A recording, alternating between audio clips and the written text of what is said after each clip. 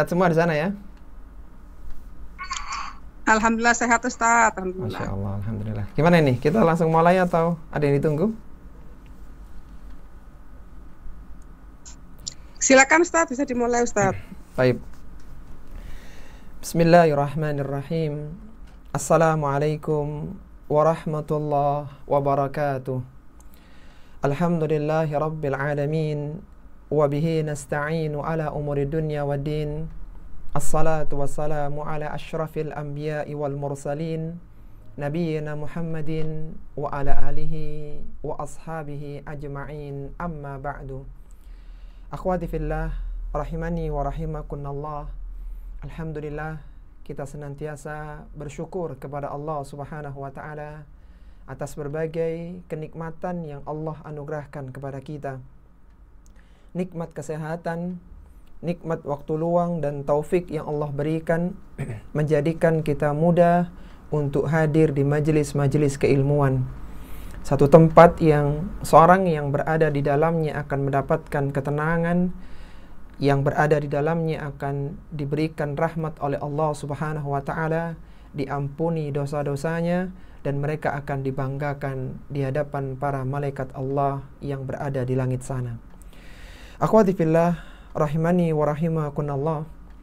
Pada kesempatan kali ini kita akan membahas tentang kisah pasangan suami istri yang senantiasa bersama ketika di dunia dan mereka akan terus bersama sampai di neraka wal iyadzubillah, yaitu kisahnya Abu Lahab dan istrinya yang Allah sebutkan langsung dalam Al-Quran yang mulia.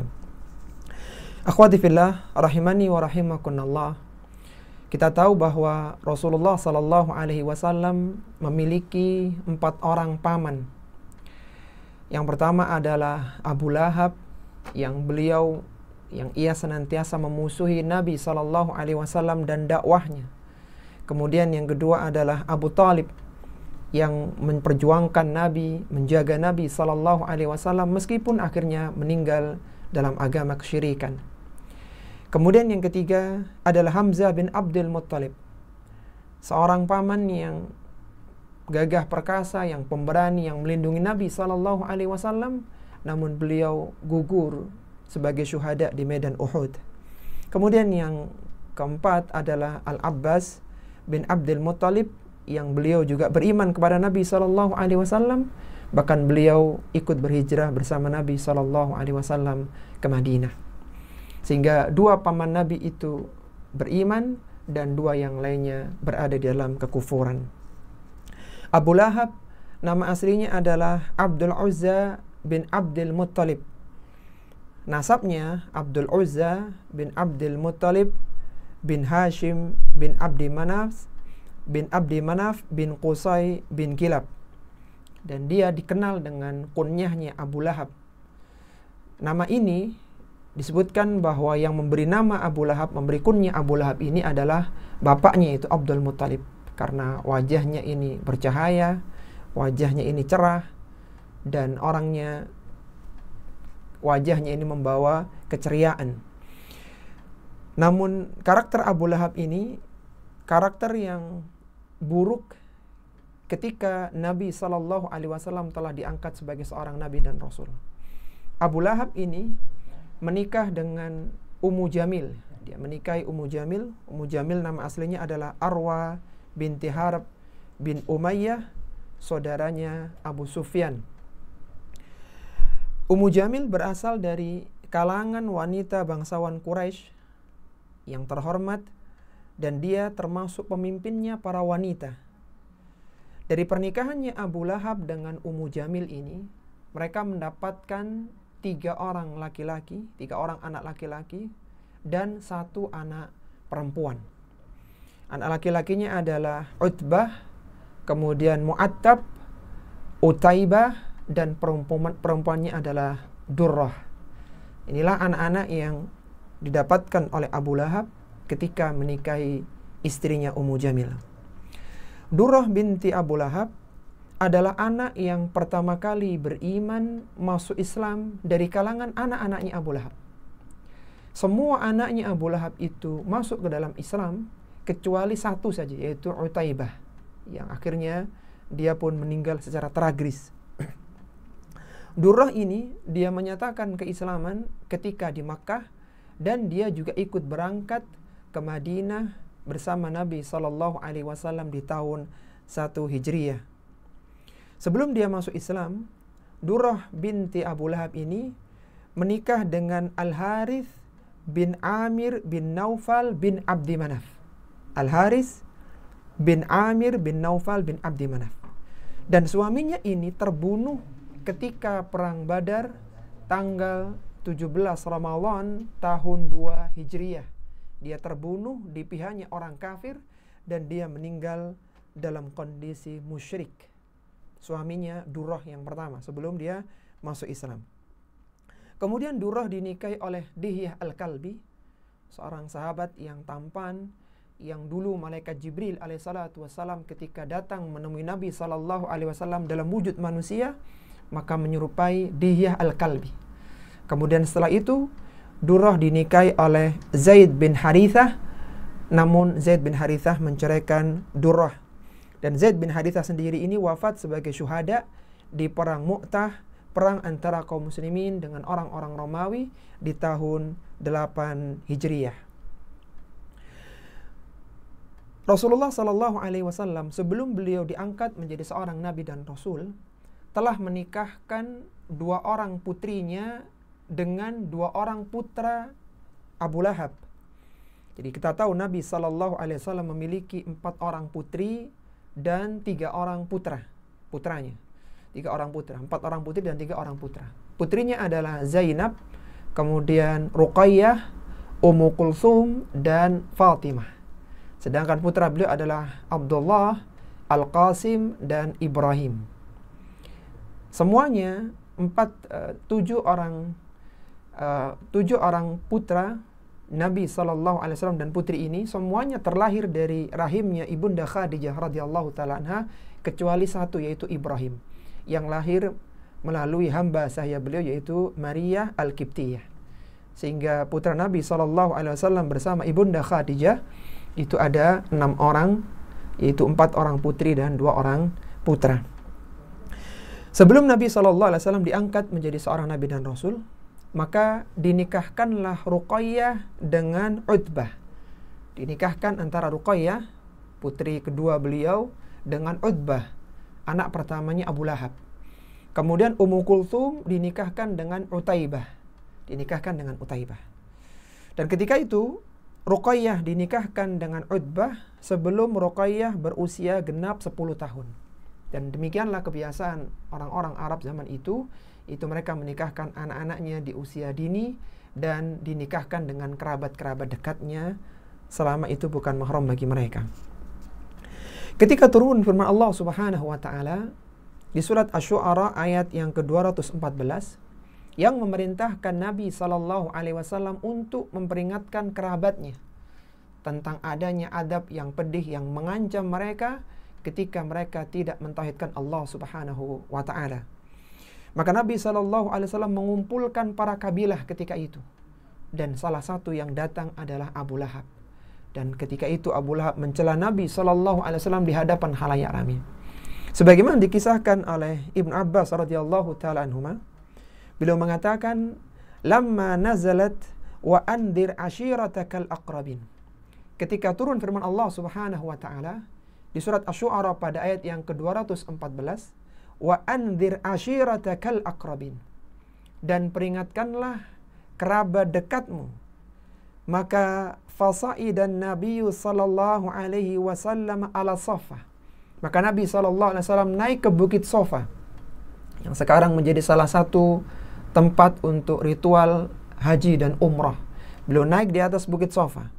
Faja'ala yunadi, kemudian beliau berseru kepada manusia, "Ya Bani Fihr, wahai Bani Fihr, ya Bani Adi, wahai Bani Adi, libutuni Quraisyin." Dan beliau manggil di tengah-tengah kabilah-kabilah Quraisy yang ada.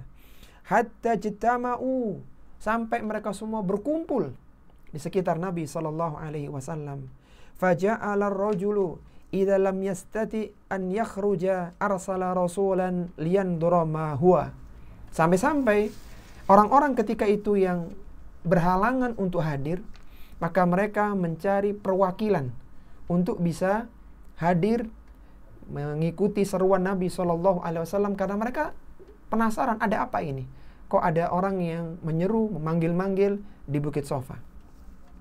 Faja'a Abu Lahabin wa Quraisyun, maka datanglah orang-orang Quraisy dan diantaranya adalah Abu Lahab. Faqala, maka Nabi SAW mulai berdakwah sebagaimana Allah perintahkan dalam surat Asy-Syu'ara tadi. Ara'aitakum law akhbartum anna khailan bil wadi turidu an tughira alaikum akuntum musaddiki. Kata Nabi SAW, bagaimana menurut pendapat kalian kalaulah aku mengatakan bahwa di balik bukit ini akan ada pasukan berkuda yang akan menyerang kalian? Apakah kalian membenarkanku? Qalu na'am. Kata orang-orang, iya, kami akan mempercayaimu. Ma jarabna alaika illa sidqan. Kami tidak mendapatimu kecuali engkau adalah seorang yang jujur. Qala, maka Nabi SAW mulai berdakwah. Fa inni nadhirun lakum baina yaday adabin syadid. Maka aku sekarang memperingatkan kalian akan datangnya adab yang pedih ketika kalian tidak beriman dengan agama Islam. Maka mendengar ucapan ini, faqala Abu Lahab. Abu Lahab mengatakan, tabban laka sa'iral yaumi. Celakalah, binasalah engkau di sepanjang harimu. Alihada jama'tana. Apakah hanya untuk ini kau mengumpulkan kami? Kami meluangkan waktu, kami meninggalkan pekerjaan hanya untuk mendengarkan ini. Maka fanazalat, maka Allah menurunkan firman-Nya di surat Al-Lahab, tabbat yada abi lahabi wa tab, ma aghna anhu maluhu wa ma kasab. Kata Allah Subhanahu wa taala, binasalah kedua tangan Abu Lahab dan sesungguhnya dia akan binasa. Ma aghna anhu maluhu wa ma kasab. Tidak bermanfaat bagi dirinya harta maupun apa yang telah diusahakannya. Setelah kejadian itu, akhwati fillah rahimani wa rahimakunallah, maka Abu Lahab dan istrinya Ummu Jamil memerintahkan kepada dua orang putranya, yaitu Utbah dan Utaibah, agar menceraikan putri-putri Rasulullah sallallahu alaihi wasallam. Maka dua orang itu pun menceraikan kedua putri Nabi sallallahu alaihi wasallam. Utbah menceraikan Ruqayyah dan Utaibah menceraikan Ummu Kulthum sebelum keduanya dicampuri oleh dua putra Abu Lahab. Ruqayyah sendiri yang tadi dinikahkan sebelum genap usia 10 tahun itu, beliau masuk Islam bersama ibundanya tercinta yaitu Khadijah radhiyallahu taala anha. Kemudian setelah itu, setelah diceraikan oleh Utbah, Ruqayyah dinikahi oleh Utsman bin Affan. Ketika Zaid bin Harithah yang tadi sempat menceraikan Durrah ya dalam kisahnya tadi, ketika Zaid bin Harithah datang di hari perang Badar di tahun 2 Hijriah di bulan Ramadan tanggal 17 itu, ketika Zaid bin Harithah ini datang dengan membawa berita kemenangan perang Badar, maka di saat itulah Ruqayyah meninggal dunia. Jadi Ruqayyah sakit keras, bahkan Utsman bin Affan radhiyallahu ta'ala anhu diizinkan oleh Nabi sallallahu alaihi wasallam untuk tidak berangkat dalam perang Badar tahun 2 Hijriah itu karena menjaga Ruqayyah yang sedang sakit keras. Ketika pasukan datang dan Zaid bin Harithah memberikan kabar bahwa kemenangan di perang Badar, maka ketika itu Ruqayyah meninggal dunia di pangkuan suaminya yang tercinta yaitu Utsman bin Affan radhiyallahu ta'ala anhu. Ruqayyah wafat pada hari Jumat di bulan Ramadan di tahun 2 Hijriah di usia 22 tahun, dan jenazah Ruqayyah dimakamkan di pekuburan Baqi di Madinah. Adapun Ummu Kulthum ya, tadi Ummu Kulthum juga diceraikan oleh Utaibah. Ummu Kulthum beliau berhijrah bersama keluarganya, atau sebelum ke Ummu Kulthum ya. Jadi setelah kejadian Badar itu, setelah Ruqayyah meninggal, setelah terjadinya perang Badar, maka Fatimah dinikahi oleh Ali bin Abi Thalib. Fatimah dinikahi oleh Ali bin Abi Thalib, dan ketika itu Fatimah berusia 18 tahun. Usianya 18 tahun. Kemudian Ummu Kulthum yang tadi diceraikan oleh Utaibah, putra Abu Lahab, maka beliau berangkat berhijrah bersama keluarga dan saudaranya. Dan ketika Ruqayyah wafat ketika itu Ruqayyah wafat tahun 2 Hijriah ya. Ketika Ruqayyah wafat, maka Ummu Kulthum baru berangkat ke Madinah. Kemudian Ummu Kulthum ini dinikahi oleh Utsman bin Affan tahun 3 Hijriah. Jadi Ruqayyah wafat tahun 2 Hijriah, kemudian Ummu Kulthum baru dinikahi tahun 3 Hijriah. Oleh karena itu Utsman mendapatkan gelar Dzun Nurain, yaitu seorang yang memiliki 2 cahaya karena menikahi 2 putri Nabi SAW. Yang pertama adalah Ruqayyah, yang kedua adalah Ummu Kulthum. Dan Ummu Kulthum ini wafat di Madinah sebagai istri Utsman di tahun 9 Hijriah. Adapun Utsman sendiri, beliau wafat ketika sedang membaca Al-Quran di rumahnya, dibunuh oleh para pemberontak. Beliau wafat di hari Jumat tanggal 18 Zulhijjah tahun 35 Hijriah dalam usia 86 tahun. Ketika Fathu Makkah, yaitu di bulan Ramadan tahun 8 Hijriah, kalau tadi perang Badar di bulan Ramadan tahun 2 Hijriah, Fathu Makkah tahun 8 Hijriah di bulan yang sama, bulan Ramadan, Utbah dan Mu'attab menyatakan keislamannya. Jadi kita tahu tadi Abu Lahab punya 4 orang anak, 3 putra dan 1 putri. Durrah sudah beriman terlebih dahulu. Bahkan Durrah sudah sempat dinikahi oleh kaum muslimin, yaitu diantaranya tadi Diyah Al-Kalbi, kemudian nikah dengan Zaid bin Harithah. Kemudian tinggal Utbah dan Mu'attab serta Utaibah. Utbah dan Mu'attab menyatakan keislamannya di hari Fathu Makkah, yang ketika itu Nabi SAW sangat bergembira dengan keimanan 2 orang sepupunya ini. Beliau mengatakan kepada Al-Abbas pamannya, "Inni stauhabtu ibnai ammi hadaini rabbi fawahabahuma li." Kata Nabi SAW, aku mohon kepada Allah agar tentang 2 orang anak pamanku ini, sepupuku ini, maka Allah pun mengirimkan keduanya kepadaku dalam kondisi mereka beriman. Kemudian Rasulullah mengumumkan kepada orang-orang banyak. Beliau mengatakan, "Hadani akhwayya wa ibna ami." Ini adalah saudaraku, inilah putra pamanku. Farihan bi islamihima, karena beliau senang dengan keislamannya Utbah dan Mu'attab. Istawahabtuhuma minallahi fawahabahuma li. Aku mohon kepada Allah agar memberikan hidayah kepada mereka berdua, dan Allah pun akhirnya memberikan hidayah kepada mereka. Jadi akhirnya berimanlah Utbah, Mu'attab dan Durrah. Tinggal 1 yang tersisa dari putranya Abu Lahab dan Ummu Jamil, yaitu Utaibah. Utaibah ini sangat membenci Nabi SAW. Bahkan disebutkan dalam satu riwayat dia sempat meludahi wajah Nabi SAW yang mulia, sehingga Nabi pun mendoakan keburukan kepadanya. Rasulullah mendoakan, "Allahumma sallit alaihi kalban min kilabika." Ya Allah, kuasakanlah kepada orang ini, kepada Utaibah, anjing di antara anjing-anjingmu. Sehingga ketika Utaibah berangkat ke Syam untuk berdagang, dan dia berada di sebuah tempat yang disebut dengan Az-Zarqa, dia sedang beristirahat malam, di malam hari, dia tertidur, kemudian datanglah seekor singa.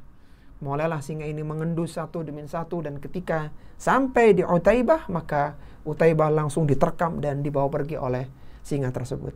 Sehingga Utaibah akhirnya meninggal karena sergapan, karena serangan dari singa yang didatangkan oleh Allah Subhanahu wa Ta'ala.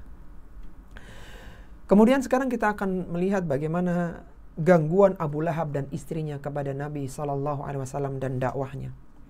Abu Lahab adalah orang yang sangat menentang dan melawan Rasulullah SAW. Padahal beliau adalah paman Nabi SAW. Kedua tangannya digunakan untuk mencela, menuduh, bahkan melempari batu Rasulullah SAW ketika berdakwah.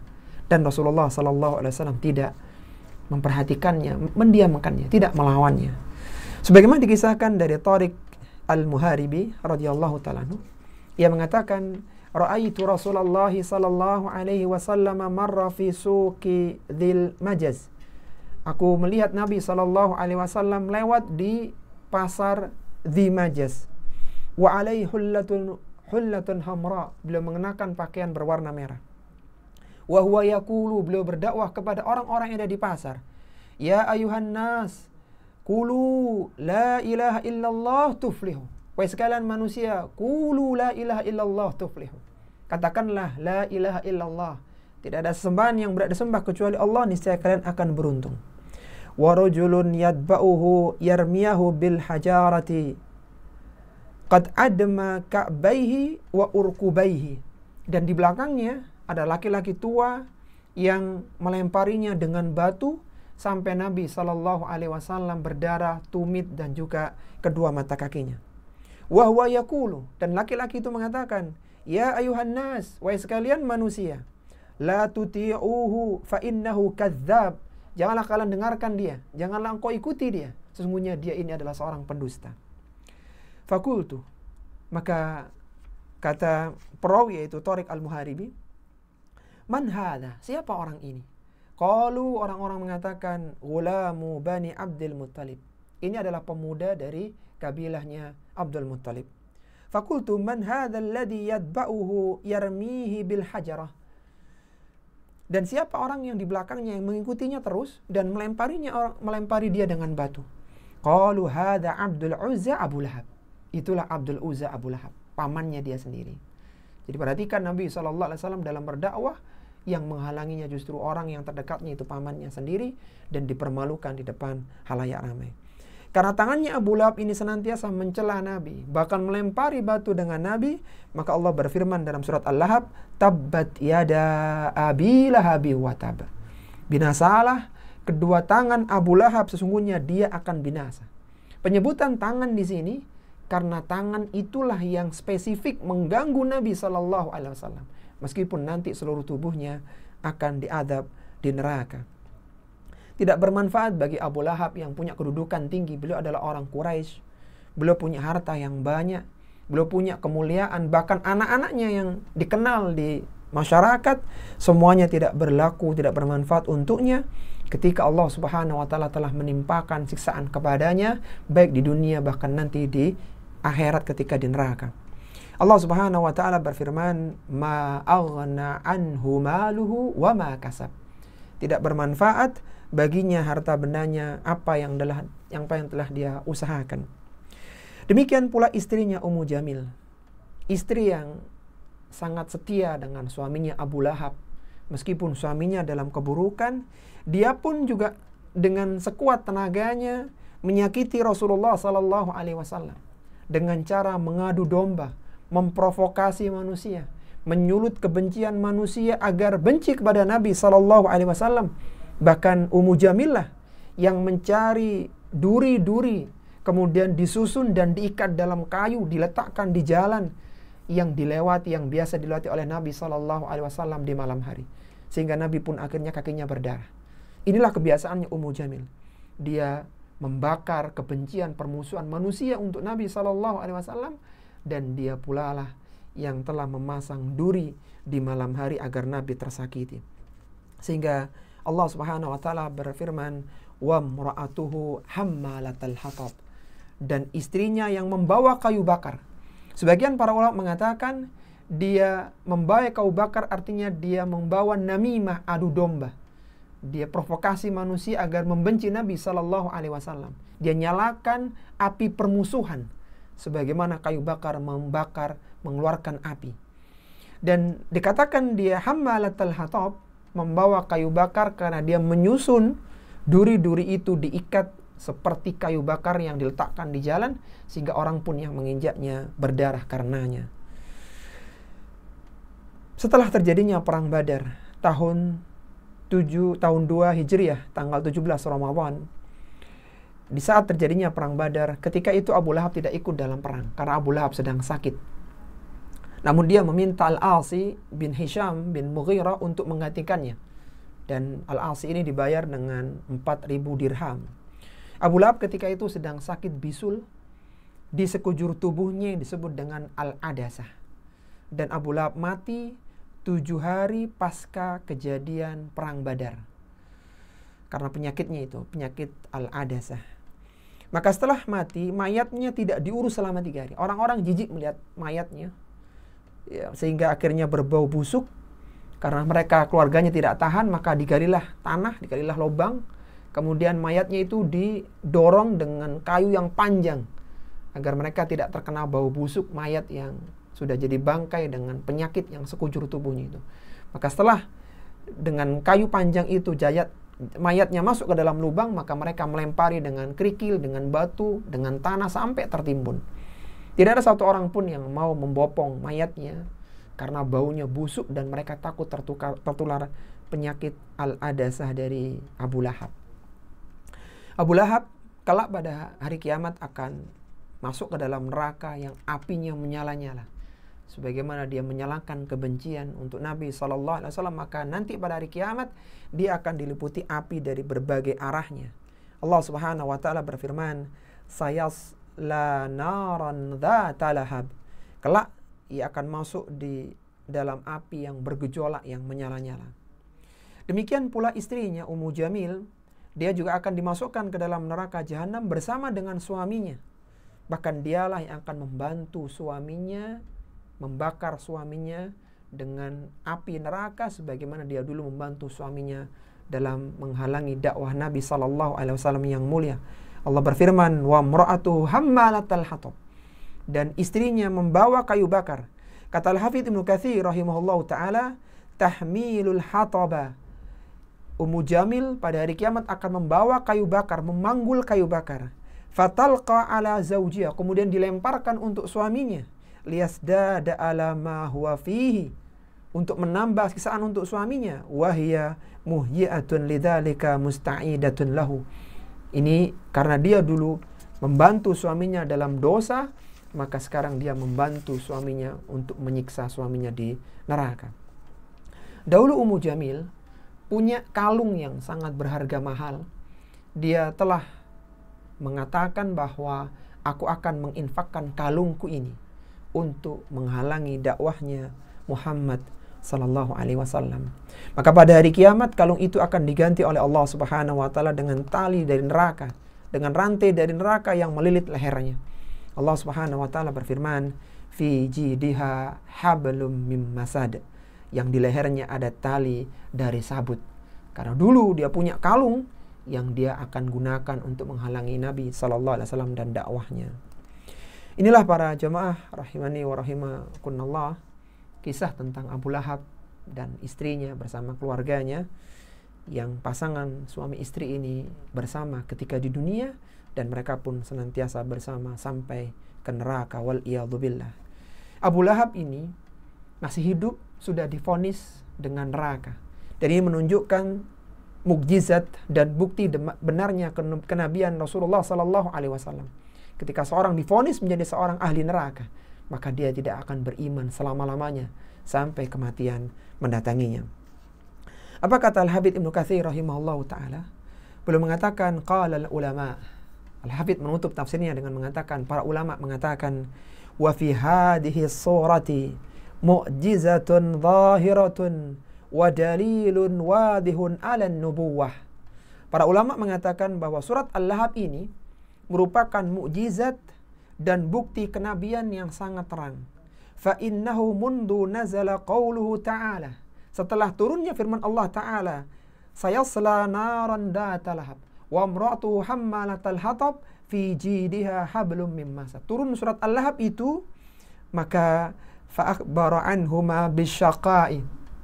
Ini merupakan berita kecelakaan untuk mereka, Abu Lahab dan istrinya.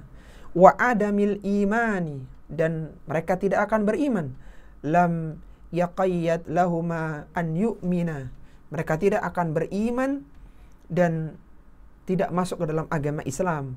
Wala wahidun minhuma, meskipun satu orang dari keduanya, baik itu suami atau istrinya. La zahiran wala batinan, baik secara zahir maupun batin. Wala musirran wala mu'linan, baik secara sembunyi-sembunyi ataupun terang-terangan.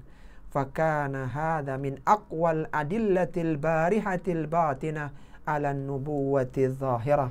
Ini semua merupakan bukti yang kuat tentang kenabian Nabi SAW yang telah menyampaikan bahwa Abu Lahab dan istrinya berada di neraka dan terbukti dia tidak beriman. Meskipun ketika turunnya surat Al-Lahab itu Abu Lahab 10 tahun setelah itu baru meninggal dunia. Artinya dia punya waktu panjang untuk beriman, tapi dia tidak beriman sampai kematian mendatanginya di 7 hari setelah perang Badar. Baik, akhwati fillah rahimani wa rahimakumullah. Sebelum kita buka sesi diskusi ya, ada satu pertanyaan untuk kita renungkan bersama. Di kejadian Perang Badar itu, saat Perang Badar tanggal 17 Ramadan tahun 2 Hijriah, ada 4 kejadian yang relatif bersamaan. Apa saja kira-kira 4 kejadian itu? Di tahun 2 Hijriah bulan Ramadan tanggal 17. Ada 4 kejadian yang hampir bersamaan. Yang pertama apa kira-kira? Matinya suami. Wafatnya Ruqayyah. Ya itu yang pertama ya. Kalau kita urutkan secara sejarah, yang pertama adalah meninggalnya suaminya Durrah tadi dalam kondisi musyrik di Perang Badar. Yaitu siapa tadi suaminya Durrah? Al-Haris bin Amir bin Naufal, yang itu meninggal ketika Perang Badar tahun 2 Hijriah tanggal 17 Ramadan. Kemudian kejadian yang kedua, apa tadi? Wafatnya Ruqayyah. Wafatnya Ruqayyah di pangkuan suaminya Utsman bin Affan. Dan Utsman bin Affan tidak ikut Perang Badar tapi mendapatkan ghanimah. Itu kejadian yang kedua. Kemudian kejadian yang ketiga, ketika Perang Badar, Fatimah dinikahi oleh siapa? Ali bin Abi Thalib. Itu beberapa saat setelah Perang Badar. Kemudian yang keempat, matinya siapa tadi? 7 hari setelah Perang Badar? Abu Lahab. Matinya Abu Lahab. Baik, Masya Allah, luar biasa. Baik, ini akhwati fillah, rahimani wa rahimakumullah, sebagai awal diskusi kita. Kalau ada hal yang ingin didiskusikan, dipersilahkan. Wassallallahu ala nabiyyina Muhammadin wa ala alihi wa sahbihi wasallam. Assalamualaikum Ustadz. Waalaikumsalam warahmatullahi wabarakatuh. Silakan, Bu. Putaran pertama dari Sydney ya Ustadz. Silakan, Bu. Mau bertanya Ustadz, bagaimana cara menghadapi orang-orang yang mengeklaim kalau dua-duanya kan Abu Lahab sama Abu Thalib kan paman Rasulullah. Iya. Cuman ada yang bilang kan Abu Thalib itu yang udah melindungi, terus maksudnya sayang sama Rasulullah, kok sampai nggak masuk Islam, itu kan nggak bagus. Ada yang bilang begitu, sampai mereka nggak percaya sama surat Al-Lahab. Itu bagaimana Ustadz menurut kalau kita punya teman seperti itu ya, untuk menasihati mereka. Jazakallah khair Ustadz. Wa jazakallahu khairan, Masya Allah. Pertanyaan sangat bagus ya dari Sydney ya, putaran pertama, tentang bagaimana ketika ada seorang yang menganggap bahwa Abu Thalib terutama tadi ya, yang berjuang dengan memperjuangkan Nabi SAW, tapi ternyata meninggal dalam agama nenek moyangnya. Bahkan Nabi waktu itu ketika meninggalnya Abu Thalib bersamaan atau tidak lama waktu itu bersamaan dengan meninggalnya Khadijah radhiyallahu taala anha, sehingga beliau kehilangan 2 orang tercinta, yaitu pamannya Abu Thalib dan kehilangan istrinya Khadijah radhiyallahu taala anha, sehingga tahun itu disebut dengan Amul Huzni, tahun kesedihan. Maka Allah Subhanahu wa taala menghibur nabinya yang mulia dengan di Isra Mi'rajkan, dibawa ke langit dan mendapatkan perintah salat. Abu Thalib sendiri dia tidak meninggal dalam kondisi Islam. Kenapa? Karena Allah tidak berikan hidayah kepada dia. Allah berfirman dalam Al-Qur'an, "Innaka la tahdi 'ala man ahbabta, walakinallaha yahdi man yasha." Kau tidak bisa memberikan hidayah kepada engkau orang yang kau cintai, tapi Allah lah yang memberikan hidayah kepada siapa yang dikehendakinya. Namun akhwati fillah rahimani wa rahimakumullah, Abu Thalib ini paman Nabi SAW karena berjuang ya, memperjuangkan Nabi, melindungi Nabi ketika hidupnya, maka Nabi SAW memintakan syafaat untuk beliau. Karena dulu waktu akan meninggal dunia, Rasulullah datang menjenguknya dan beliau mengatakan, "Ya ammi qul la ilaha illallah kalimatan uhajju laka biha indallah." Wahai pamanku, tolong ucapkan la ilaha illallah, satu kalimat yang aku bisa berhujah di hadapan Allah nanti pada hari kiamat, bahwa engkau telah masuk Islam. Maka paman-paman yang lainnya mengatakan, "Wahai Abu Thalib, apakah kau benci dengan agama nenek moyang kita?" Akhirnya Abu Thalib pun memutuskan untuk tidak mengucapkan la ilaha illallah. Maka akhirnya Nabi SAW minta mengeluarkan syafaatnya, itu syafaat yang khusus untuk Abu Thalib, yang waktu itu Abu Thalib mendapatkan siksaan yang paling ringan dibandingkan seluruh para penghuni neraka, yaitu dia menggunakan 2 sendal dari api yang dengan sendal itu otaknya mendidih. Sebagaimana disebutkan di dalam hadis ya, disebutkan dalam hadis Al-Abbas bin Abdul Muthalib dari paman Nabi juga, Rasulullah sallallahu alaihi wasallam bersabda, dia bertanya kepada Rasulullah sallallahu alaihi wasallam, "Ya Rasulullah, hal nafa'at Abu Talibin bi syai'in?" Apakah Abu Talib amalannya itu bermanfaat untuk dia? Artinya dia telah berjuang membelamu ketika dulu masih hidup. Fa innahu kana yakhutuka wa yughdibu laka. Karena sungguhnya dia telah melindungimu dan dia marah ketika engkau diganggu. Qala na'am, kata Nabi, iya. Huwa fi dhahdahi minan nari, fi dhahdahi min narin, walaula ana lakana fi darkil asfali minan nar. Dia Abu Talib ini berada di neraka yang paling atas, ya, artinya yang paling ringan hisanya. Kalaulah bukan karena itu, kata Nabi, maka niscaya dia berada di dasar neraka, di keraknya neraka. Disebutkan dalam riwayat yang lainnya, ahwanu ahlin nari adaban Abu Talib. Orang yang paling ringan adabnya di neraka adalah Abu Talib, yang tadi berada di atas neraka. Wa huwa munta'ilun bina'laini yaghli minhuma dimahu, yang dia menggunakan 2 sendal dari api neraka, yang dengan 2 sendal itu mendidih otaknya. Jadi kalau menurut pendapat Ahlussunnah wal Jamaah bahwa Abu Talib meninggal dalam kondisi musyrik, namun dia mendapatkan syafaat dari Nabi sehingga dia berada dalam neraka, tapi dalam neraka yang ringan, bukan di dasar nerakanya. Meskipun demikian, siksaan itu sudah menjadikan otaknya mendidih. Dan ini khusus untuk Nabi SAW. Artinya tidak bisa seorang yang beriman memberikan syafaat kepada orang yang non-muslim, kepada orang yang kafir. Jadi ketika kita memahami sebuah ayat dan dalil, maka hendaknya mengumpulkan semua dalil sehingga mendapatkan gambaran yang komprehensif, ya. Wallahu ta'ala a'lam. Ya, silakan yang lainnya. Assalamualaikum Ustadz, dari Brisbane mau bertanya. Waalaikumsalam warahmatullahi wabarakatuh. Silakan Bu, dari Brisbane. Ini tentang ketakutan saya dengan neraka juga, tentang hutang.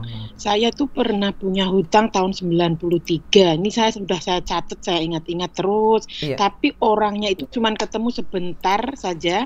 Iya. Dia baik, tiba-tiba minjemin saya 50.000. Iya. Terus saya setelah 10 tahun saya baru ini, karena saya kurang ilmu, jadi selama 10 tahun itu kok bisa lupa ya. Terus sampai sekarang ini saya sudah 15 tahun aku sudah ingat, tapi nyari belum ketemu. Iya. Sampai sekarang nyari belum ketemu. Terus dengan utang itu saya belum terbayar, apakah aku dapat azab nanti celup di neraka gitu, Ustaz? Masya Allah. Saya pertanyaan sangat bagus dari Brisbane, ya, tentang bagaimana seorang yang punya hutang tetapi tidak bisa bertemu dengan orang yang menghutanginya. Pertanyaan sangat bagus. Yang pertama, akhwati fillah rahimani wa rahimakumullah, hutang ini adalah perkara yang berat, ya. Seorang tidak boleh bermudah-mudahan dengan hutang. Apapun yang sifatnya hutang, maka hendaknya dipikirkan, dimusyawarahkan sebelum mengambil keputusan. Seorang yang mati syahid saja, yang mendapatkan 6 keutamaan, kata Nabi SAW, dia akan diampuni dosanya sejak tetesan darah yang pertama. Dia tidak dikejutkan dengan kejutan hari kiamat. Dia bisa memberikan syafaat kepada 70 orang kerabatnya. Itu keutamaan orang yang mati syahid. Tetapi mati syahid tidak menjadikan hutang orang itu lunas. Kata Nabi SAW, yughfaru lisyahidi kulla dzambin illa ad-dain. Akan diampunkan semua dosa dan kesalahan orang-orang yang mati syahid illa ad-dain, kecuali hutang. Artinya ketika dia punya hutang, maka dia harus bayar hutangnya itu. Dan jiwa orang yang beriman ini tergantung dengan hutangnya sampai hutang itu dibayarkan. Sebagaimana Nabi SAW bersabda, nafsul mu'mini mu'allaqatun bidaini hatta yuqda anhu. Jiwa orang yang beriman itu tergantung dengan hutangnya sampai hutangnya dibayarkan. Bahkan dulu Nabi SAW tidak menyolatkan jenazah yang masih punya hutang. Ingin menunjukkan bahwa hutang ini perkara yang berat, jangan bermudah-mudahan. Maka bagaimana solusi ketika seorang punya hutang tapi tidak bisa menemukan orang yang dia punya yang memberikan piutang kepadanya? Setelah dia berusaha semampunya, maka cari ahli warisnya. Cari ahli waris atau orang yang bisa berhubungan dengan orang itu, misalnya temannya, anaknya, ya berusaha nyari semampu kita. Apalagi sekarang banyak media sosial, mungkin dia punya akun di media sosial, maka coba dicari. Kalau ada, maka titipkan kepada orang itu hutangnya, kembalikan kepada yang bersangkutan. Kalau itu pun tidak bisa, ya, tidak bisa lagi mencari ahli waris, orang-orang yang bisa menghubungkan kepada orang yang bersangkutan, maka langkah yang terakhir, antunna menyedekahkan uang itu dengan niat pahalanya untuk orang yang menghutangi antunna. Ini langkah paling terakhir. Kenapa ini dilakukan ya? Karena nanti pada hari kiamat akan ada keadilan Allah Subhanahu wa taala. Seorang yang punya kezaliman, maka pahalanya akan diberikan kepada orang-orang yang menzalimi. Ketika pahalanya habis, maka orang-orang yang dizalimi akan berikan dosanya kepada dia. Ketika nanti saat itu tiba dan antunna diminta untuk memberikan pahala untuk orang yang dulu pernah antun mendapatkan piutang dari dia, yang meminjamkan uang kepada antun, maka pahala itu sudah disediakan untuk dia, tidak mengurangi jatah pahala antun. Jadi itulah cara ketika berhutang dan tidak ada yang menerima, maka diinfakkan dengan niat orang yang memberikan hutang kepada antunna. Wallahu ta'ala a'lam. Assalamualaikum warahmatullahi wabarakatuh, Ustaz. Waalaikumsalam warahmatullahi wabarakatuh. Silakan, dari Kuala Lumpur, Ustaz. Masya Allah, dari Kuala Lumpur. Silakan, Bu. Ya, tadi dari kajian tadi Rasulullah pernah berdoa untuk keburukan salah satu anak Nabi Lahab, anak dari Abu Lahab, yang karena Rasulullah. Pertanyaannya, kondisi yang seperti apa yang diperbolehkan untuk berdoa keburukan kepada seseorang gitu, Ustaz? Masya Allah, pertanyaan sangat bagus dari Kuala Lumpur ya, dari KL, tentang kondisi apa seorang ini diperbolehkan untuk mendoakan keburukannya. Secara umum, akhwati fillah rahimani wa rahimakunallah, orang yang terzalimi ini doanya mustajab kepada orang yang mendolimi dia. Sebagaimana Nabi SAW menyebutkan thalathu da'awatin mustajabat. Ada 3 doa yang mustajab. La syakka fihinna, yang tidak ada keraguan tentang kemustajabannya. Salah satu dari 3 itu kata Nabi, wa dzakara minha wa da'watul mazlum, dan doanya orang yang terzalimi. Dan riwayat yang lainnya, doanya orang terzalimi walau kana kafiran, meskipun dia itu orang kafir. Artinya yang mendolimi seorang muslim atau muslimah, yang didolimi orang kafir, kemudian orang kafir itu berdoa keburukan untuk orang ini, maka doanya Allah dengarkan. Kata Nabi SAW ketika mengutus Mu'adz bin Jabal ke Yaman untuk memungut zakat dari orang-orang Yaman yang sudah beriman, maka Nabi berpesan dengan satu pesan yang sangat indah. Beliau mengatakan, wattaqi da'watal mazlum fa innahu laisa bainahu wa bainallahi hijab. Dan takutlah engkau dengan doanya orang yang terzalimi. Jangan sampai kau mengambil harta dengan cara yang zalim. Takutlah dengan hal-hal seperti ini. Kenapa? Fa innahu laisa bainahu wa bainallahi hijab. Karena tidak ada antara dia dengan Allah penghalang. Allah pasti akan kabulkan doa orang tersebut. Nabi SAW ketika itu beliau diludahi oleh Utaibah. Jadi ada Utbah, ada Utaibah. Utbah yang beriman, Utaibah tidak beriman. Utaibah ini meludahi Nabi SAW. Padahal itu adalah keluarganya sendiri, kerabatnya sendiri.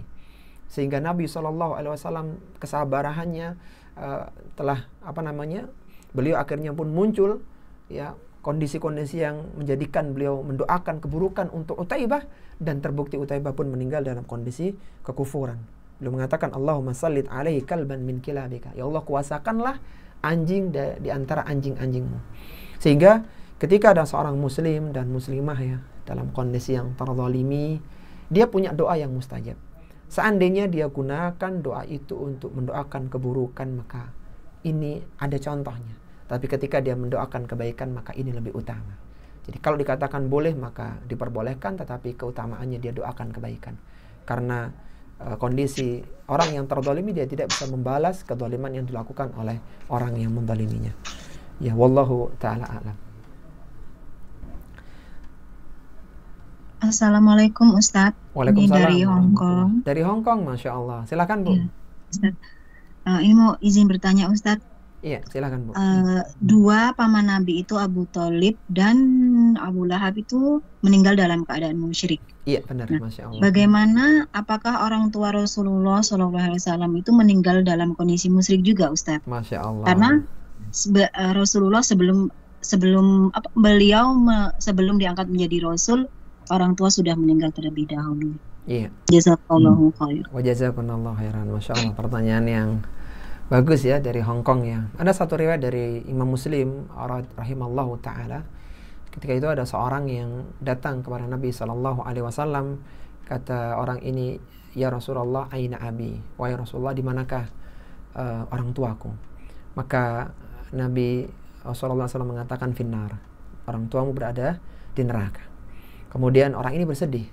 Kemudian dalam riwayat itu Rasul mengatakan, inna abi wa abaka finnar, sesungguhnya bapakku dan bapakmu berada di neraka. Maka orang itu pun akhirnya terhibur karena mendengarkan sabda Nabi SAW yang mulia tadi. Maka dengan melihat nasas dalil yang ada ya, para jamaah rahimani wa rahimakumullah, seorang muslim dan muslimah hendaknya taslim, mengikuti apa yang ada dalam dalil, dan ada banyak dalil-dalil yang lainnya yang mengarah demikian ya. Nabi Ibrahim alaihissalatu wassalam, seorang nabi yang agung, yang mulia. Bapaknya Azar itu pembuat berhala dan meninggal dalam kondisi kufur. Bahkan ketika Azar bertemu dengan Nabi Ibrahim sempat iba kepada bapaknya, tapi akhirnya Azar pun terjatuh ke dalam neraka. Dan banyak lagi yang lainnya ya. Sehingga ketika datang dalil, hendaknya seorang muslim mengikuti dalil tersebut dan beriman kepada dalil-dalil yang sahih. Wallahu ta'ala a'lam.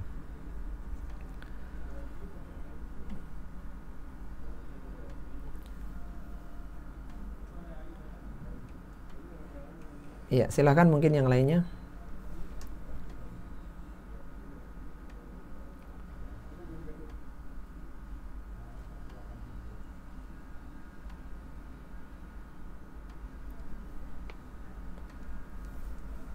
Ya, barakallahu fiik Ustaz. Wa fikunna barakallah. Putaran kedua ini. Ya, putaran kedua dari Brisbane lagi Ustaz. Brisbane, ya, menyambung pertanyaan yang tadi Ustaz. Jika itu kejadiannya pada tahun 1993, jika ingin dibayarkan pada tahun sekarang, apakah harus mengikuti kurs yang maksudnya itu sudah disesuaikan dengan kurs yang sekarang, ataukah dengan jumlah yang sama pada tahun itu? Jazakumullah khairan Ustaz. Wa jazakumullah khairan. Dengan jumlah yang sama di tahun itu, Bu. Jadi misalnya 50.000 ya dibayar 50.000. Tapi seandainya yang bertanya ingin mengkurskannya dengan harga sekarang, karena mungkin 50.000 zaman dulu bisa beli banyak ya, sedangkan zaman sekarang beda nilainya, maka dia boleh. Tapi pada asalnya adalah nilai yang digunakan ketika itu. Karena memang dalam hutang piutang ini tolong menolong, dia ta'awun, orang tidak mengambil keuntungan. Ya sebenarnya kalau kita melihat ya, orang yang mengutang itu dia dalam kerugian ya, artinya dia tidak pegang uang, kemudian ketika pengembalian itu nilai uangnya turun dan semisalnya, maka ya memang dia menolong dan dia mendapatkan pahala karena menolong saudaranya, sehingga tidak boleh mendapatkan keuntungan tidak boleh meminta keuntungan dari hutang piutang. Sebagaimana disebutkan dalam kaidah kullu qardin jarra naf'an fahuwa riba. Setiap hutang piutang yang mendapatkan manfaat maka itu adalah riba. Kalau itu diakadkan di depan, kalau itu diminta oleh yang menghutangi. Tapi kalau yang diberikan hutang ini merasa dia terbantu, dia ingin melebihkan, maka diperbolehkan. Ya, diperbolehkan. Wallahu ta'ala a'lam. Assalamualaikum Ustadz. Waalaikumsalam warahmatullah. Silahkan Bu. Putaran kedua dari Sydney Ustadz. Sydney, melanjutkan pertanyaan tadi. Silahkan. Yang doa kepada orang yang terzolimi Ustadz. Iya. Nah kalau itu seumpama pas kita berdoa kita dizolimi, subhanallah kejadian kepada orang yang menzolimi kita, apakah kita berdosa Ustadz? Kita ya sempat menyesal Ustadz habis berdoa itu. Jazakallahu khair. Wa jazakumullah khairan. Iya. Masya Allah, pertanyaan sangat bagus dari Sydney ya. Kalau dikatakan bolehnya tadi boleh ya, karena memang dia terzalimi begitu. Dia tidak sedang menzalimi orang lain, dia ingin membalas kezaliman. Dan fajaza'u sayyi'atin sayyi'atun mithluha, dan balasan dari keburukan itu keburukan yang semisalnya. Jadi diperbolehkan ya, ketika ditanya dosa atau tidak, maka tidak berdosa karena dia membalas seperti perlakuan orang yang memperlakukan dia sebelum, dan dia tidak membalasnya kecuali hanya dengan doa keburukan yang dipanjatkan kepada Allah untuk orang tersebut. Meskipun kembali lagi kalau dia mendoakan kebaikan maka itu utama, itu hal yang utama. Tapi kalau dia ingin mendoakan yang serupa, keburukan serupa, maka diperbolehkan. Nabi SAW ketika berjalan dengan ibunda Aisyah radhiyallahu taala anha bertemu dengan orang-orang Yahudi. Maka orang Yahudi mengatakan assalamu alaikum, assalamu alaikum. Artinya racun untukmu, kebinasaan untukmu. Maka Nabi mengatakan wa alaikum, dan engkau juga. Artinya membalas dengan engkau juga mendapatkan yang sama. Itu membalas keburukan yang serupa. Ya, artinya ketika seorang diperlakukan dengan zalim, maka dia boleh membalas dengan doa keburukan. Ya. Meskipun seandainya dibalas dengan doa kebaikan itu utama. Wallahu a'lam. Assalamualaikum warahmatullahi wabarakatuh. Dari Canberra, Ustaz. Dari Canberra, Masya Allah. Silahkan Bu. Waalaikumsalam warahmatullahi wabarakatuh. Iya, tapi afwan jika di luar tema ya Ustaz, silakan, ada Bu. Titipan. Ji, silakan. Pertanyaannya, sekolah Islam di Australia tidak sebanyak di Indonesia, apalagi di Canberra hanya ada 1 ataupun 2. Ketika seorang anak mendapat bully dari teman sebayanya atau kakak kelas, baik verbal maupun fisik, sampai ia tidak mau berangkat sekolah karena takut, kemudian keluarga juga sudah melaporkan ke pihak sekolah, namun tidak ada tindakan serius. Saat ini anaknya sampai harus ke psikolog karena depresi dan trauma. Apakah langkah yang sebaiknya diambil orang tua? Tetap menyekolahkan anaknya di sana atau dipindahkan ke sekolah lain yang umum? Jazakallahu khairan. Wa jazakumullahu khairan. Masya Allah, pertanyaan sangat bagus dari Canberra ya, tentang seorang yang menyekolahkan anaknya di sebuah lembaga tapi ternyata dibully oleh teman-teman yang sampai berefek di psikologinya. Yang pertama, akhwati fillah, rahimani wa rahimakumullah, bahwa anak ini adalah investasi orang tua. Apa yang dikeluarkan orang tua untuk kebutuhan anak, untuk makan, untuk pakaian, bahkan untuk pendidikannya, itu bukan hal sia-sia. Itu adalah investasi kebaikan. Ketika anak ini menjadi anak yang salih atau salihah, maka saat dia melakukan amalan kebaikan, orang tua mendapatkan pahalanya. Karena orang tua dulu yang menjadikan kesalihan, menjadi sarana kesalihan untuk anak-anak tersebut. Sebagaimana Nabi SAW bersabda, Inna auladakum min kasbikum. Sungguhnya anak-anak kalian dari usaha jerih payah kalian. Di sisi yang lainnya, kita harus memahami bahwa lingkungan teman itu mempengaruhi karakter anak. Ketika dia berada dalam lingkungan yang buruk, dalam lingkungan anak-anak yang buruk ucapan atau perbuatannya, maka dia bisa berefek kepada anak-anak kita, waliyadzubillah.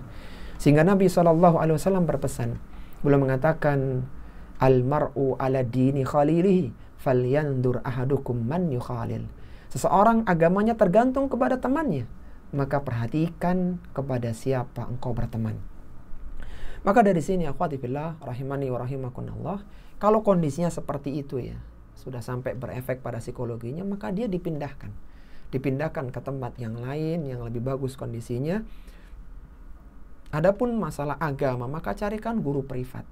Ya kan bisa misalnya datangkan guru privat, guru tahfidz, guru tentang mengajarkan akidah, Quran dan yang semisalnya. Adapun di sana dia belajar umum. Yang penting teman-temannya tidak mengganggu, karena gangguan itu sangat menjadikan anak tidak nyaman ya. Makanya Nabi SAW ketika ditanya tentang kriteria muslim yang baik, apa muslim yang baik itu? Beliau mengatakan man salimal muslimuna min lisani wa yadihi. Yaitu muslim lain tidak terganggu dengan lisan dan tangannya. Sampai-sampai Nabi SAW mengancam, wallahi la yu'min, wallahi la yu'min, wallahi la yu'min. Demi Allah tidak beriman sampai 3 kali. Siapa wahai Rasulullah? Man la yu'minu jarahu bawa'iqahu. Yaitu orang yang tetangganya tidak aman dari gangguan dia. Ketika komunitas itu mengganggu, maka menjadikan orang tidak nyaman. Sehingga pindahkan ke tempat yang lain, tinggal nanti difikirkan bagaimana dia mengejar agamanya. Di sisi yang lainnya, akhwati fillah, hendaknya orang tuanya menjaga kesolihahan dirinya. Karena ketika orang tuanya solih dan solihah, maka anak itu akan dijaga oleh Allah Subhanahu wa ta'ala. Sebagaimana dikisahkan dalam kisah di surat Al-Kahfi, ada 2 anak yatim ya. Ada anak yatim yang ditinggalkan harta, kemudian dibangun tembok oleh Nabi Khidir dan Nabi Musa saat itu. Disebutkan dalam riwayat bahwa orang tuanya atau kakeknya atau bahkan keturunan atau bahkan leluhur di atasnya itu orang yang baik, sehingga dijaga harta anak itu, dijaga melalui dibangunnya kembali gedung itu atau rumah itu. Artinya ketika dia roboh maka akan dibongkar orang dan ketemulah harta simpanan di bawahnya. Tapi ketika ada rumahnya orang tidak berani membongkarnya. Kenapa? Karena leluhurnya, kakeknya adalah orang yang salih. Sehingga ketika orang tua salih, maka insya Allah anaknya akan terjaga. Anaknya akan terjaga baik dari keburukan secara gangguan fisik, lisan, dan yang lainnya. Dan ingat bahwa berikan edukasi kepada anak-anak kita agar dia bisa hidup di tengah komunitasnya. Artinya perlu dikasih tahu bahwa ketika teman begini maka ini sikap yang tepat. Ketika engkau diperlakukan ini maka ini sikap yang tepat. Sehingga dimanapun dia berada dia bisa hidup, dia bisa survive. Ketika bertemu dengan orang yang suka mencela dia bisa bersikap dengan baik. Ketika dia bertemu dengan anak yang suka mengganggu maka dia bersikap dengan tepat. Dan ini perlu karena nanti dia akan hidup di tengah-tengah masyarakat yang heterogen, yang beraneka ragam. Sehingga pelan-pelan dia akhirnya berhasil dalam dunia kehidupannya sampai dia tumbuh menjadi anak yang dewasa, menjadi anak yang salih dan salihah. Wallahu ta'ala a'lam. Assalamualaikum warahmatullahi wabarakatuh, Ustadz. Waalaikumsalam. Dari Kuala Lumpur. Silakan, Bu. Bertanya. Afwan di luar tema ya, Ustadz. Silakan, Bu. Jika ada seseorang sedang safar berangkat sebelum waktu zuhur, qadarullah pakaiannya terkena najis, sedangkan kemungkinan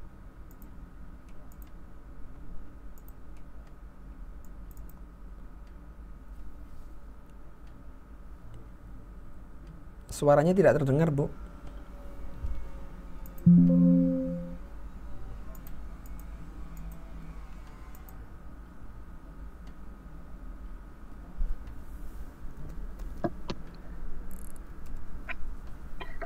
Iya, masih bersama kita Kuala Lumpur.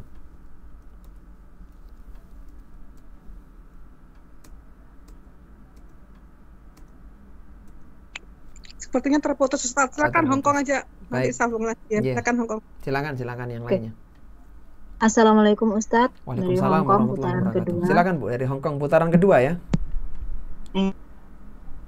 Pertanyaan. Iya.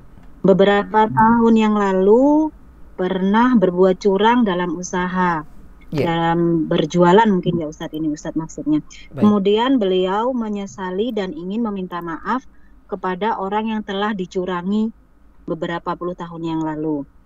Tetapi qadarullah orang yang dicurangi tersebut sudah meninggal dunia, Ustadz.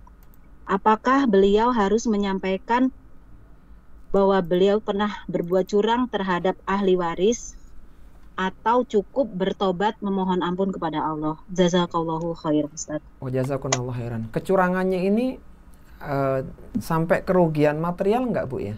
Mungkin ini karena titipan ya, Bu ya. Jadi enggak tahu ya. Enggak apa. Baik. Dalam jual beli mungkin kurang atau timbangannya, atau mengambil keuntungan sepihak, mungkin seperti itu, Ustaz. Baik, Masya Allah, pertanyaan sangat bagus dari Hongkong ya, tentang bagaimana ketika seorang ini melakukan kecurangan, kemudian orang yang dicurangi sudah meninggal dunia sehingga tidak bisa dikembalikan kecurangan tersebut.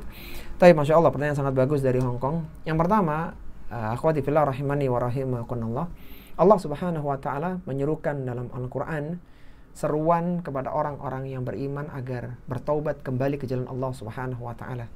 Dan ini adalah seruan yang terakhir, panggilan yang terakhir dari 90 panggilan Allah kepada orang yang beriman. Allah Subhanahu wa taala menyatakan, ya ayyuhalladzina amanu tubu ilallahi taubatan nasuha. Wahai orang-orang yang beriman, taubatlah kalian dengan taubat nasuha, dengan taubat yang sebenarnya. Bagaimana taubat nasuha itu? Taubat nasuha adalah seorang itu menyesal terhadap dosa yang telah dilakukan di masa lalu. Kemudian dia berazam, dia bertekad kuat untuk tidak mengulanginya di waktu yang akan datang. Dan dia segera berhenti dari dosanya saat ini. Ini ketika dosanya berkaitan dengan antara dia dengan Allah Subhanahu wa taala. Akan tapi ketika dosanya berkaitan dengan manusia, maka dia harus menyelesaikan hak-hak adami. Kalau itu berupa kezaliman, maka dikembalikan. Kalau itu berupa misalnya hutang, maka dibayarkan. Kalau diambil, maka dikembalikan. Dan demikian seterusnya.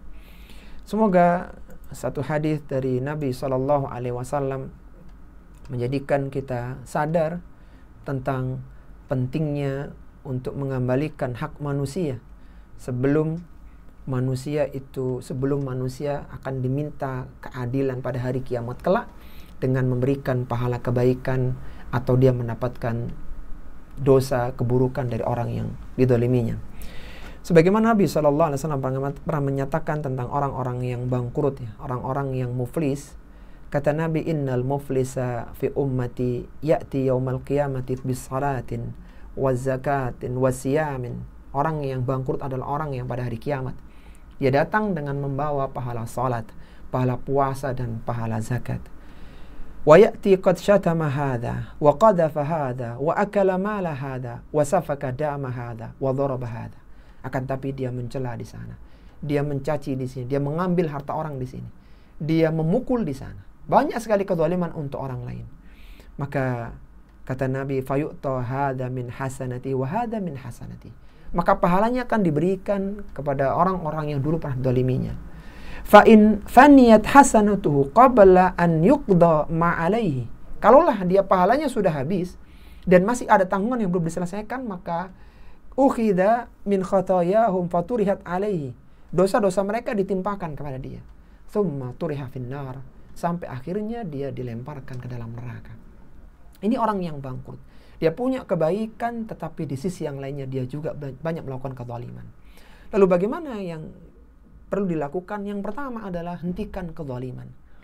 Karena kezaliman antara sesama manusia tidak akan Allah biarkan sampai hari kiamat. Dan kezaliman adalah keburukan pada hari kiamat kelak. Kata Nabi SAW, al-dhulmu dhulumatun yaumal qiyamah. Kezaliman adalah kegelapan pada hari kiamat.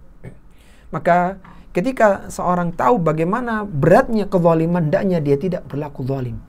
Dia berusaha berlaku adil. Dia berusaha berlaku amanah. Ini yang pertama.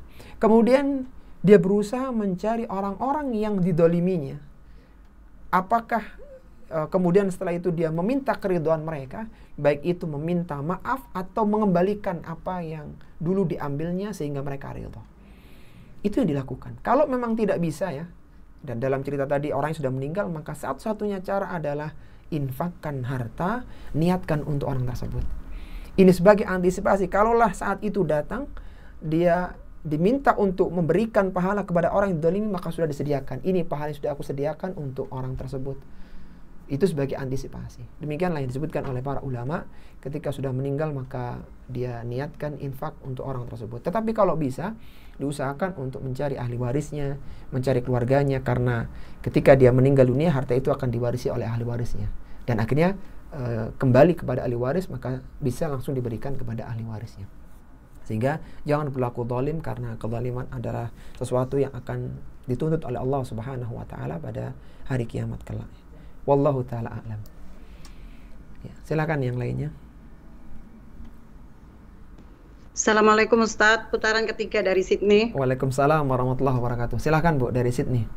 Ya, Ustadz, kalau ada suami yang tidak menafkahi istri selama 7 tahun, terus habis itu dia punya anak lebih dari 3. Nah, istri ini takut kepada Allah ya Ustadz, dia nggak mau minta cerai atau apa, tapi bagaimana cara menyikapi suami seperti ini Ustadz?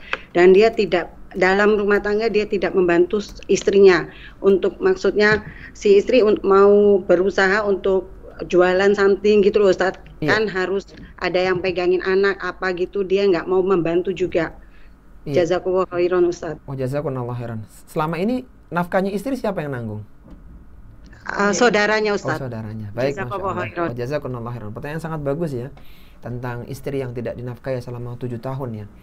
Salah satu kewajiban yang dibebankan kepada suami setelah terjadinya akad nikah adalah dia harus menafkahi istrinya. Dan nanti ketika punya anak, maka dia harus menafkahi anaknya juga.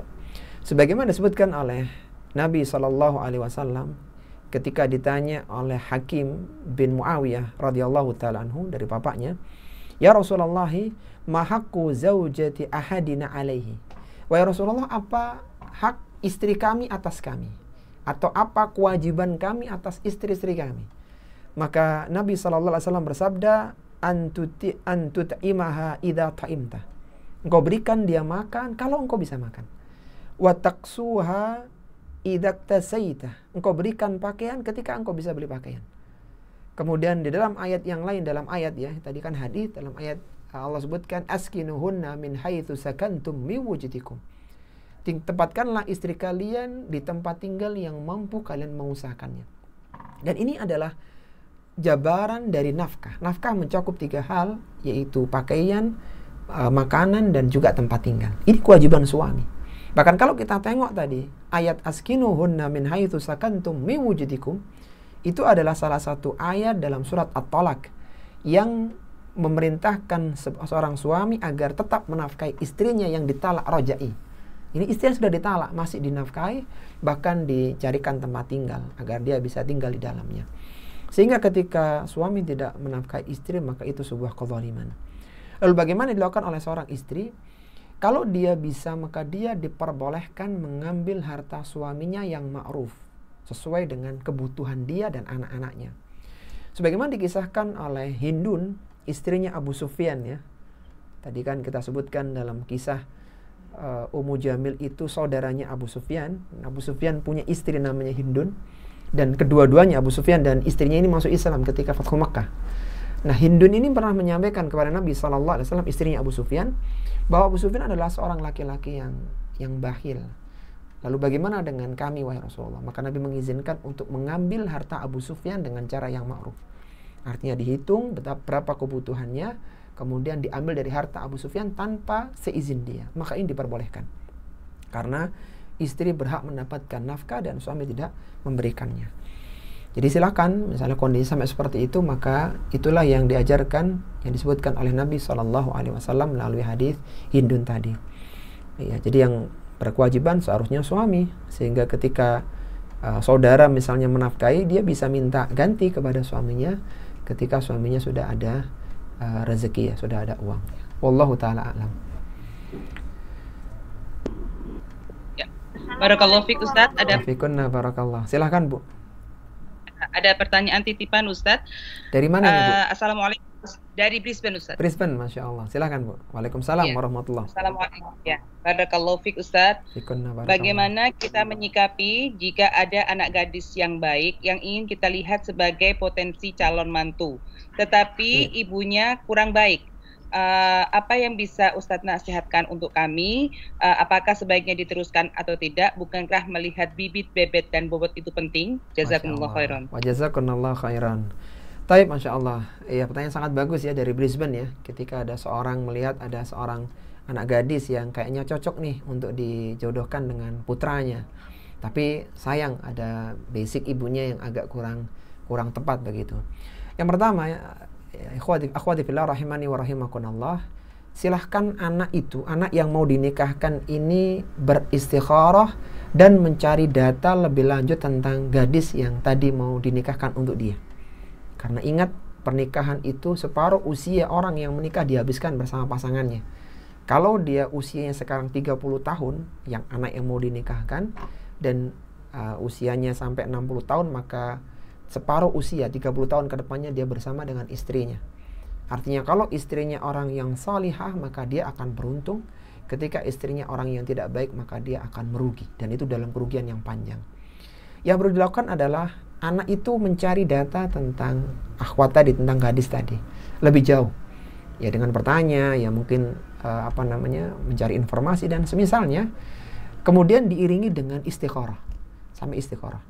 Kalaulah nanti anak itu memang jodoh, perempuan itu jodoh untuk anaknya, maka akan ada jalan kemudahan dan akan dilapangkan hatinya untuk menerima itu. Tapi ketika tidak, maka dijadikan hatinya tidak cenderung kepada anak tadi. Mungkin salah satu penyebabnya adalah karena ibunya yang punya perangai yang kurang baik, misalnya begitu. Tapi ala kulli hal silakan musyawarah dan istikharah. Seandainya jadi menikah ya, dan ibunya punya hal yang kurang baik, maka insya Allah selama mereka agamanya bagus, tidak berpengaruh ya, tidak berpengaruh. Artinya insya Allah tidak terlalu berpengaruh pada rumah tangga mereka. Ya, mungkin seandainya hal yang buruk yang diarahkan, maka tidak dijalankan dengan tetap menjaga hubungan baik, maka tidak terlalu berpengaruh. Kalau memang itu adalah hal yang menjadi takdir dia, menjadi hal yang terbaik, maka seperti itu. Tapi yang penting bahwa silakan musyawarah dan istikharah, karena yang Allah pilihkan adalah yang terbaik untuk dia. Wallahu ta'ala a'lam. Barakallahu fiik Ustaz, dari Canberra lagi. Wa fiikunna barakallah. Silakan Bu dari Canberra. Ya Ustaz, ada titipan pertanyaan lagi. Pertanyaannya, bagaimana menurut pendapat Ustaz Bijaksanakah orang tua yang melarang anak-anaknya memiliki akses menggunakan gadget dan TV, bahkan sampai mereka dewasa, padahal mereka orang yang mampu? Ya, mungkin itu saja Ustaz. Jazakumullah khairan. Pertanyaan sangat bagus dari Canberra ya. Di zaman yang bagaimana IT tersebar ya dengan berbagai kemudahan aksesnya ya. Apakah bijak orang tua yang menghalangi 100% anaknya untuk mengakses ya?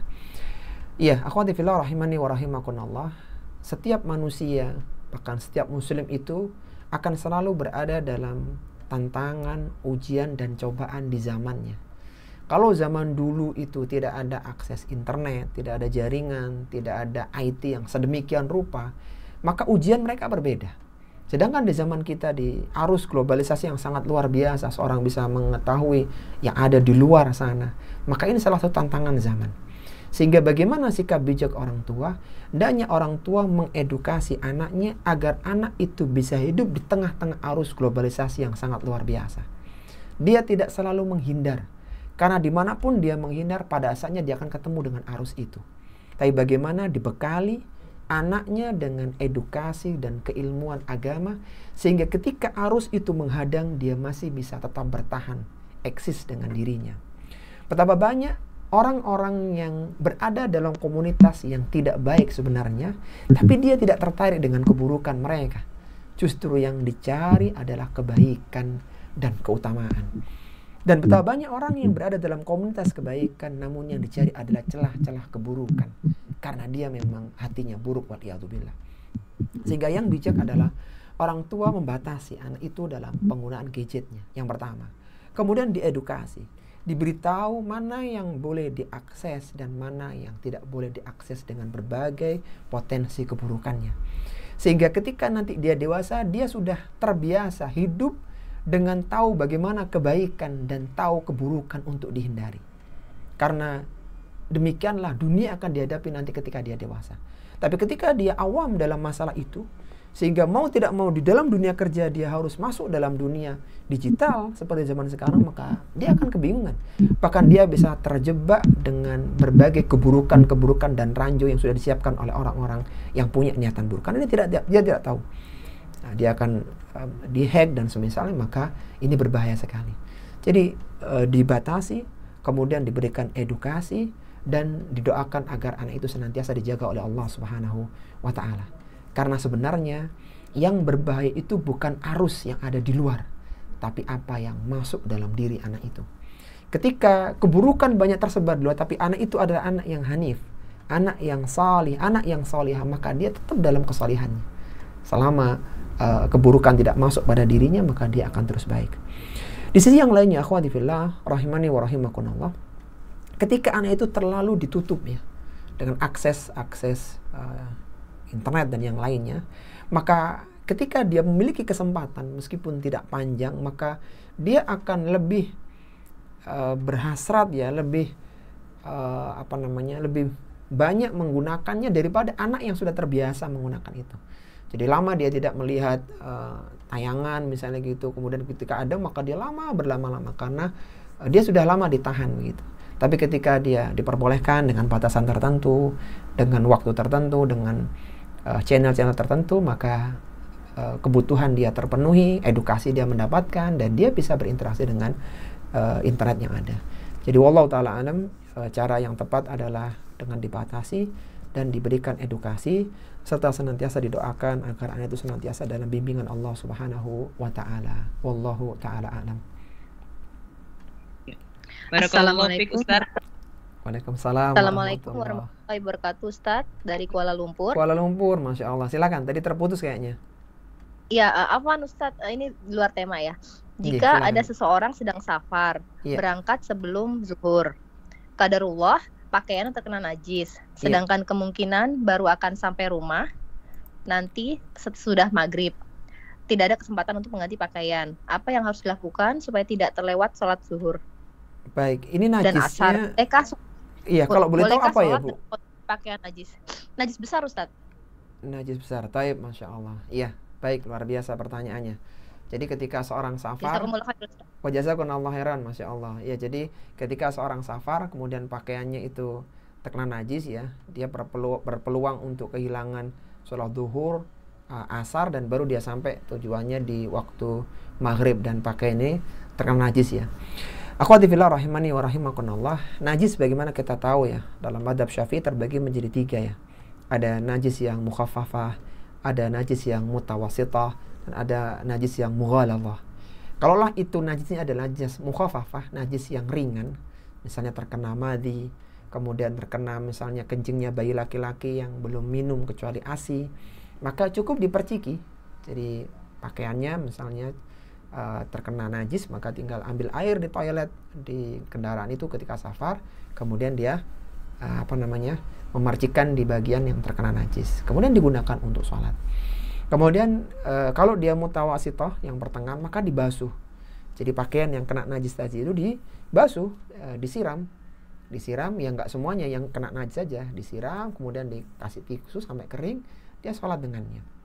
Kalau nggak itu najis yang mughaladzah yang harus dibasuh 7 kali basuhan karena jilatan anjing ya, bahkan salah satunya dengan menggunakan tanah, maka silakan dilakukan sehingga minimal dia bisa sholat di waktu asar untuk menjamak antara zuhur dengan asar seperti itu, karena memang dia dalam kondisi safar sehingga boleh menjamak. Setelah pakaiannya suci maka dia boleh melakukan sholat dengan pakaian tersebut ya.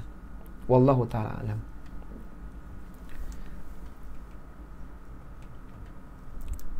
Ya, silakan yang lain. Ustaz dari Hong Kong, putaran ketiga. Dari Hong Kong, silakan Bu. Ketika ada seseorang yang tidak mempercayai adanya surga dan neraka, apakah sudah termasuk keluar dari Islam, Ustaz? Sedangkan mengimani hari akhir adalah salah satu rukun iman.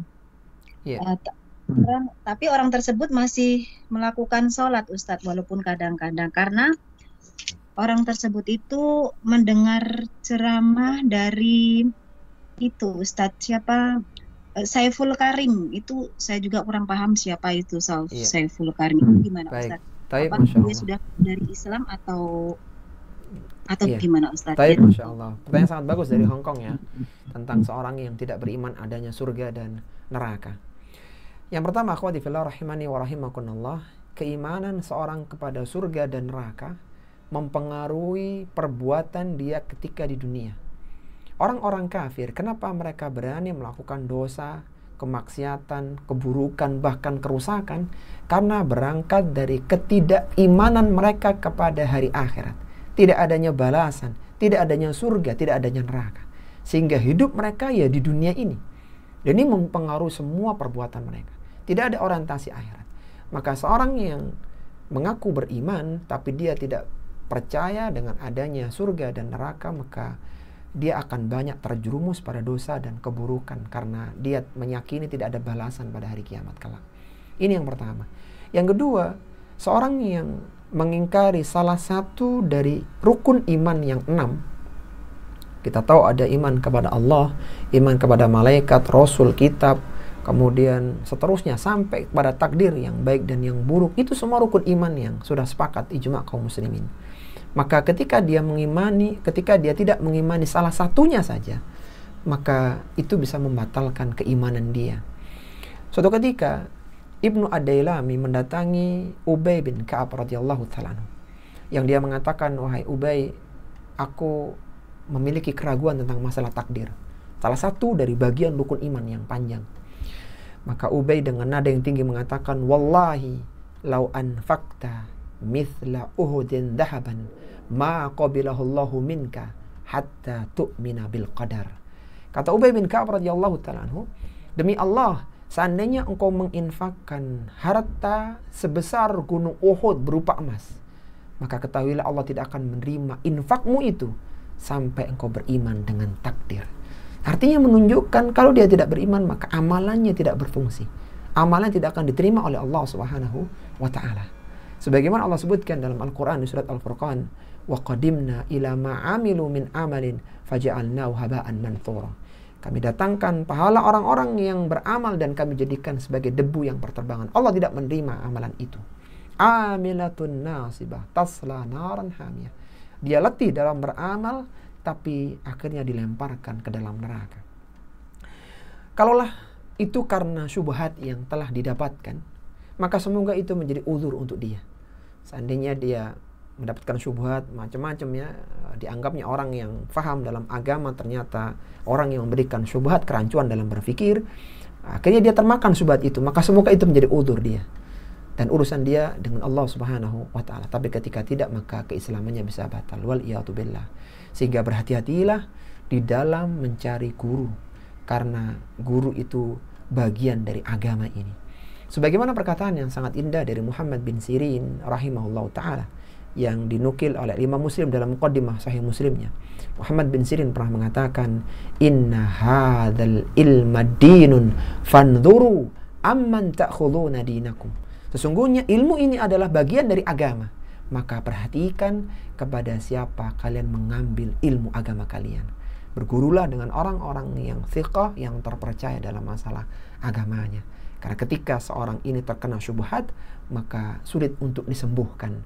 Kata para ulama-ulama salaf dulu, sebagaimana disebutkan oleh Imam Az-Zahabi, al-qulubud dha'ifah wasyubuhatu khotafah, dan hati ini lemah sedangkan syubhat itu menyambar-nyambar. Maka berhati-hatilah, dan semoga orang yang bersangkutan dan kita semuanya senantiasa dalam hidayah Allah Subhanahu wa taala dalam kehidupan dunia sampai ajal menjemput kita semuanya. Wallahu taala a'lam.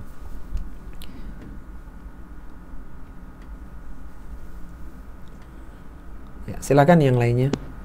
Assalamualaikum Ustadz. Waalaikumsalam warahmatullahi wabarakatuh.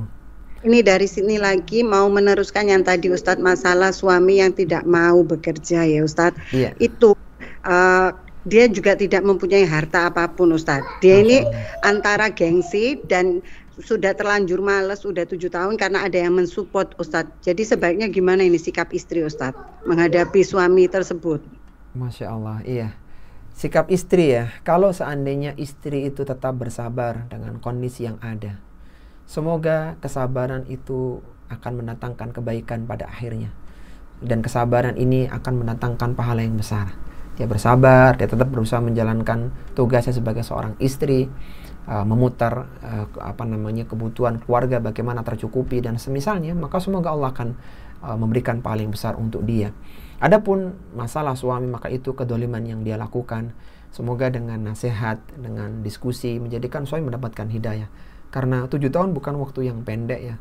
Sebagai seorang yang seharusnya menafkahi keluarga, maka itu adalah waktu yang sangat panjang. Kalau memang bisa rumah tangga dipertahankan, apalagi sudah ada yang mensupport dana dari pihak keluarga, maka sebaiknya tetap dipertahankan. Ketika seorang mengambil jalan untuk berpisah, bercerai, maka belum tentu perceraian itu lebih baik kondisinya daripada kondisi sekarang ini. Maka sebaiknya dipertahankan. Bismillah, semoga menjadi ladang pahala, tambahan pahala untuk istri tersebut. Wallahu ta'ala a'lam. Ustadz, kalau yang mensupport itu saudara istri Ustadz, bukan keluarga suami tidak melakukan apapun karena hal itu Ustadz. Itu sebenarnya kesalahan, Bu. Jadi kesalahan dari pihak suami sebenarnya. Tapi kembali lagi kan, istri kan dalam pihak yang terzalimi ya sebenarnya dalam hal ini. Dia tidak mendapatkan nafkah. Maka kalau dia mau menuntut, ya sebenarnya boleh saja. Tetapi ketika dia mau ya bersabar, bismillah, ya maka semoga pahalanya lebih banyak gitu, lebih besar lagi. Tapi ala kulli hal, ya tadi ya, sebaiknya ada orang yang bisa menasihati suami. Karena kita kasihan ya, ketika nanti pada hari kiamat Allah minta pertanggungjawaban bagaimana dengan anaknya, istrinya, maka bagaimana dia akan melaporkan atau menyampaikan kepada Allah Subhanahu wa taala. Allah sebutkan dalam surat Abasa, yauma yafirul mar'u min akhi wa ummihi wa abi wa sahibatihi wa bani. Ketika seorang lari dari istrinya, dari anaknya, dari orang tuanya, dari saudaranya. Kenapa? Karena takut diminta pertanggungjawaban. Kenapa sekian tahun gak dinafkahi? Kenapa tidak mau memberikan nafkah untuk anak, untuk istri? Bagaimana menjawabnya ketika itu?